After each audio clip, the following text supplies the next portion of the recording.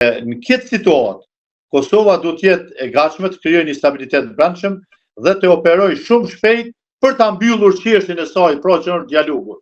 Çdo ditë vonesë është vetëm në dëm të Kosovës.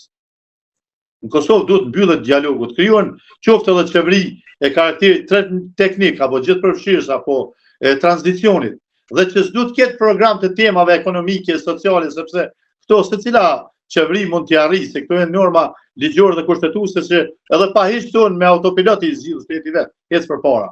Problemi është çështjet kardinale që e ruajnë dhe e shpëtojnë shtetin. Ato janë dialogu dhe mbyllja e atij me marrëveshje finale, ratifikimi i kufirit me Serbinë, që është pjesa dërmuese e kufirit të Kosovës, dhe një reformë në drejtësi me një ligj lustracioni të spastrohet institucionet nga personat shqipe. Kemi 100 vjet fundim në Serbi këtu. Nuk e dim se çfarë forme lufta speciale mund të përdoret Kosovë, dhe një reformë i sistemit zgjedhor që partitë të vinë pastaj me tema që zhvillojnë karakterit ekonomik, social, infrastrukturë, jo më me kauza për cilat nuk kemi kompetent të shtyjmë vetë përpara pa për që Sigur e thatë ju pak më lart, politikan jo vetëm i luftës, por dhe i paqes. Tani këto seanca do shkojnë 40, 50, 60 në kuvend, apo si mendoni që do zgjidhet me nuhatjen tuaj politike? Si merr fund kjo? Unë mendoj se shive tani këtu po shifet qartë se nuk kemi të bëjmë më me pengesa as karakterit ligjor dhe kushtetues, janë thjesht dhe vetëm lidhen me ambicet dhe kalkulimet grupore apo edhe individuale të personave. Dhe tani Kosovën e kanë ekspozuar ndaj një rreziku të mundësisë së interferimit të pandërprerë të Serbisë.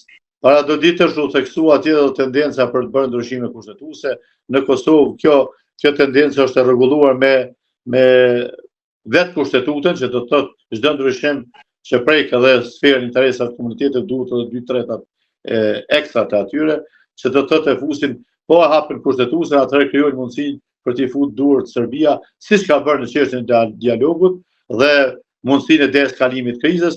Kështu që unë nuk shoh në mundësi që këta të shtyjnë temat e bërjes së qeverisë përpara për shkak të këtij pozicionimi formal e që i bën bashkëfajtor të dyja palët.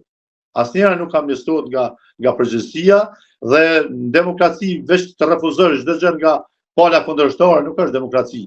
Duhet të dinë subjektet politik, leadershipi politik se kur duhet me bë kthes dhe kur duhet të kthehen funksionalizimit të demokracisë dhe institucioneve të shtetit. Pra nuk mund, kjo duhet, shife, nuk ka çështja se duhet futen koalicion edhe të respektojnë autokracinë me cilën ai po mundohet të imponojë votimin e një kandidati për kryetar të vendit. Çështja është tek bashkëpërgjegjësia për bashkëndërtimin e këtij shteti. Sepse nuk mund të veprojmë ndarë, edhe asnjë nga ne vetëm s'mund ta bëj. Luftën kena mujt me bë në mënyrë vullnetare dhe është bashkangjit kushte. Tani jemi në një proces formimi i shtetit dhe këtu është pluralizëm, është demokraci dhe secili ka pjesën e vetë përgjithësisë, e cila besoj se duhet të reflektoj këto ditë. Po presim ndonjë Lucida Intervalla, ndoshta mos po gjejnë ndonjë parafrem. Tani kem pa deklarimet e zotit Limaj që ta lajnë përshtypjen sikur ka një mundësi për një parafrem me bashkëqeverisë. Mirë po, ajo tendenca atij për të thënë se unë i kam numrat e qeverisë, po rezulton se nuk ka qenë e vërtet, sepse nuk i ka pas. Përndryshe, po ti kishte atëherë zonja Haxhiev jo vetëm që cilësohet e pa integritet për ta mbajtur këtë pozitë, po për reflekton se është edhe pa dignitet, se si ka mundësi që shefi i saj partisë i ka votat për qeverinë e nuk ja bën votat kësaj për të zgjedhur kryetar të vendit.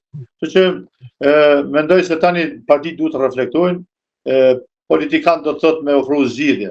Atëherë secili nga ata ka detyrimin që të ofrojë zgjidhje. Tendenca për të kërcënuar më shkruajnë zgjedhje ku ta diune, unë mendoj se është jo reale, sepse nuk e kanë atë kurajo. Shqipe, pa marrë parasysh që ne s'po duam gjejmë tema që na distancojnë, na largojnë mes vete. Albin Kurti në zgjedhjet e fundit ka fituar 42%. Po t'i llogarisim 7 deputet të listës Guxo dhe njëri alternativës bëjnë 8. Heqja 40%, 48 ulse, heqi 8, i bie diku 17% janë vota të tjerëve. Ky ka fituar gjithsej 25%. Pra është ajo mesatarja që unë kam thënë se ky do të ketë nga 24 deri 26%. Dhe nëse futet edhe në një garë, me këto stërkeqje, me këto keqpërdorime, me këto uzurpim të zyrave të qeverisë dhe vendimarrjet, domethënë si përshtrim të shtretim të rrymës, destinim buxhetesh, punësime, borde, ku ta diun, po shkel dhe tendenca pastaj për të marrë vendime dhe për të bërë takime për dialog. Po gjithçka është e kontestueshme, sa është qeverinë detyrë.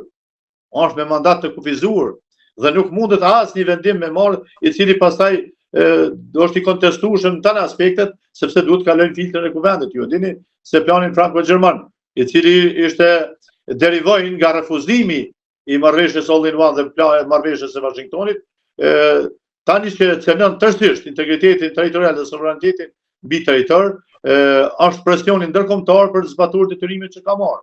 E ky e din fort mirë se implementimi i atyre detyrimeve, që është vetë menaxhimi, pra kërkesa një komuniteti me jetu autonom në i pavarur brenda territorit të shtetit, është edhe tradhti ndaj interesave kombëtare të shtetit, sepse cënon parimin e unitaritetit, cënon kushtetueshmërinë dhe të gjitha.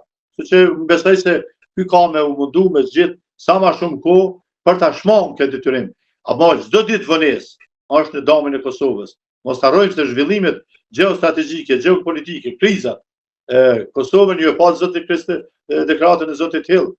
Ta s'do ta kenë mundësi me u fokusu vetë çështën e Kosovës, edhe pse unë prap jam fanatik i asaj se në administratën e Shtetit Bashkuar të Amerikës gjithmonë është një des për Kosovën që ka fokus dhe zgjedhjen përfundimtare të saj, ashtu siç edhe është sakrifikuar pra me luftë për, domethënë për të pasur një shtet pavarur.